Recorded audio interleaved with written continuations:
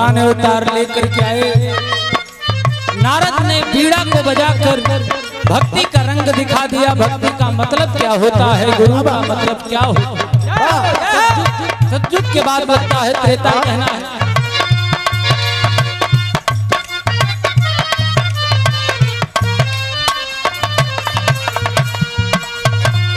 त्रेता में राम बाने धानुधार,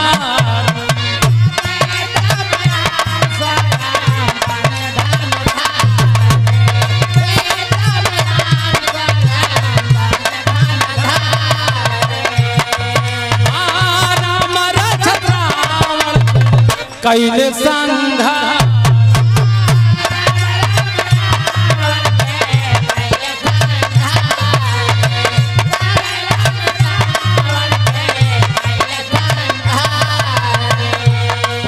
ऐसे बारी से बारी कहनवा काहे हो यार बात काहे हो हम जानी गए।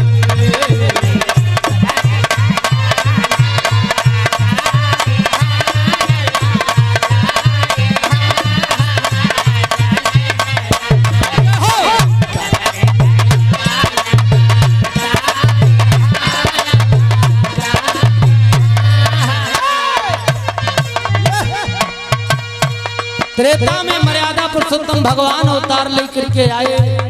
पिता का वचन मान के मर्यादा पुरुषोत्तम भगवान वन को चले गए। 18,000 ऋषि तपस्या करत रहे बाबूजी। प्रमाण मिलता है जात पात पूछे नहीं कोई, हरि का भजे सो हरि का होई। गुरु चाहे जौने बिरादरी को हो, बाबा अहिर हो पासी हो चमार हो, कोई मतलब नहीं। जहां ज्ञान मिले गुरु और ज्ञान, गुरु और शिष्य का मतलब यह है कि जात पात पूछे नहीं कोई, हरि का भजे सो हरि क्या। जो अच्छी चीज को बता दे, जो सच्चाई को दिखा दे, वही गुरु है। बाबूजी प्रमाण मिलता है, कहा गया है ज्ञान घटे ज्ञान ज्ञान घटे नित मूढ़ संगत,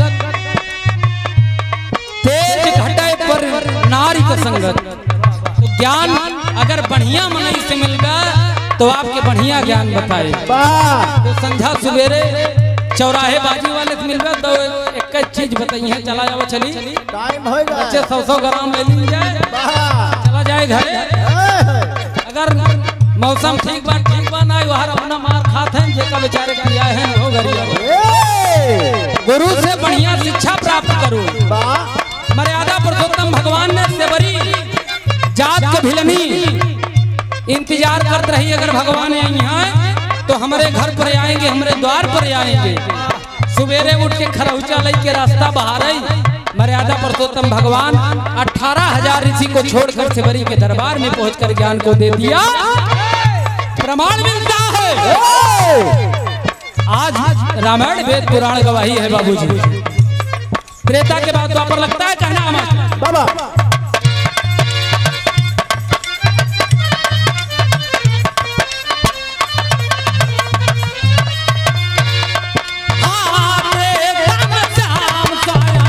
बाने बानवा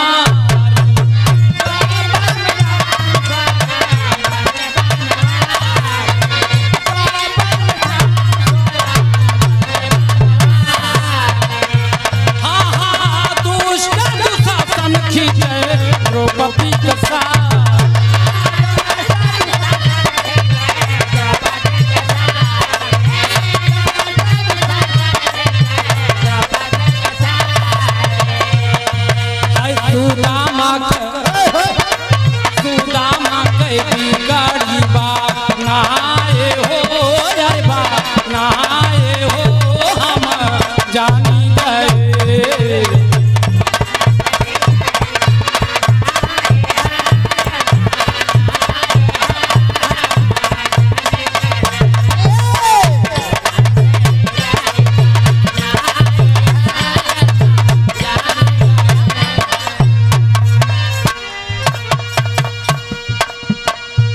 द्वापर में कृष्ण भगवान नाम एक है, शक्ति एक है, नाम अलग है। वाह वाह वाह। यही माँ कभी बहन बनती है।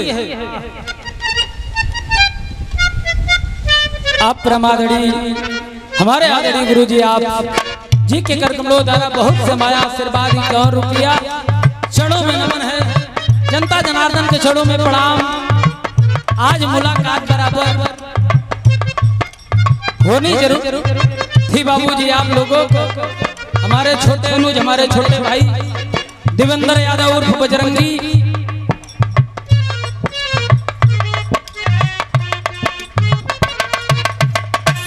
सुबह बाद भाई हम कहा नहीं भैया चलना है, मुलाकात भी करना है। हमारी बड़ी दीदी आप प्रमादड़ी बेबी गरिमा, बड़ा सुंदर आवाज, बड़ी सुंदर गायकी, बड़ी सुंदर अदायगी। बहन जी के साथ में गिनती नहीं बा कितना कार्यक्रम करे है। बहुत बहुत नमन बा आप जी के द्वारा, बहुत से माया आशीर्वाद बहन के चरणों में नमन है। आशीर्वाद की प्रतीक्षा सभी बाबूजी के प्रणाम है। ए भैया द्वापर में कृष्ण भगवान अवतार लेकर के आए, दुष्ट दुशासन का संहार किए प्रमाण मिलता है। सुदामा की बिगड़ी को बना दिया बाबूजी। रुक्मणी कहीं जाता चला जाता तोहार मित्र है, कुछ खाए बरे नहीं है, कहन हम उनके लगे का जाई खुदे दही मेटी चुरावत हैं, छोड़त हैं, हमके का खाए बरे नहीं है। लेकिन कृष्ण भगवान ने सुदामा की बिगड़ी को बना दिया। प्रमाण मिलता है। बड़ों का सम्मान कर दीजिए, बड़ों का सम्मान कर दीजिए। समाज में बुलंदी पाने से आपको कोई रोक नहीं सकता। मैं वादा करता हूँ जो अपने से बड़ा है उससे ज्ञान लेना जरूरी है। गुरु का कोई लोग कहते कई गुरु वहाँ कहा गया जब तक गुरु मिले नहीं साचा तब तक गुरु करो 10 साचा। जब तक अनियार ये बत्ती जरी न जाए तब तक भैया बंद जिन कह रहे। बहुत से माया आशीर्वाद चरणों में नमन है। हाँ द्वापर में श्याम बाने बनवा,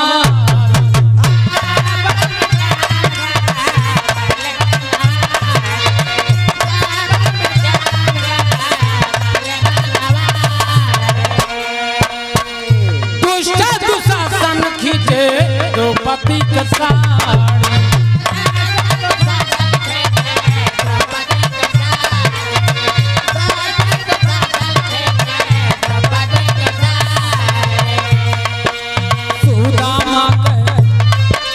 सुदामा के बिगड़ी बा नहाए हो, अरे बा नहाए हो, हम जानी गए।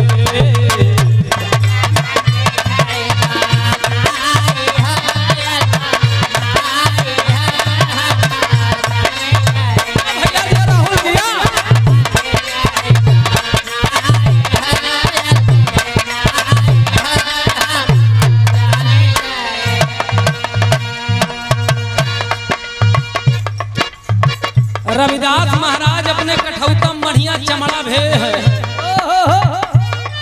चमड़ा कहन चलता नहाए ही गंधात रहा था, परा रहा था। एक ही उनके देहन कहन जाए जोड़ा लगाई आया। बाबूजी प्रमाण मिलता है। गुरु वो चीज है, गुरु हीरा है, जैसे लोहा में छुआ जा सब सोना हो जाए। गुरु करना जरूरी है, गुरु जानना जरूरी है। गो माने अंधकार, रू माने प्रकाश, जो अंधियारे थे जोर में कह दे है गुरु। लास्ट लाइन में दास अपने गुरु घराने का परिचय देता है, कहना है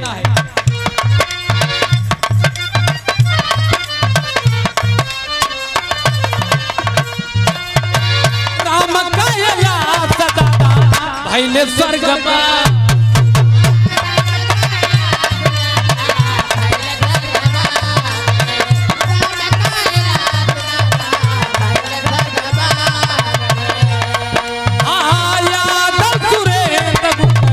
आखिया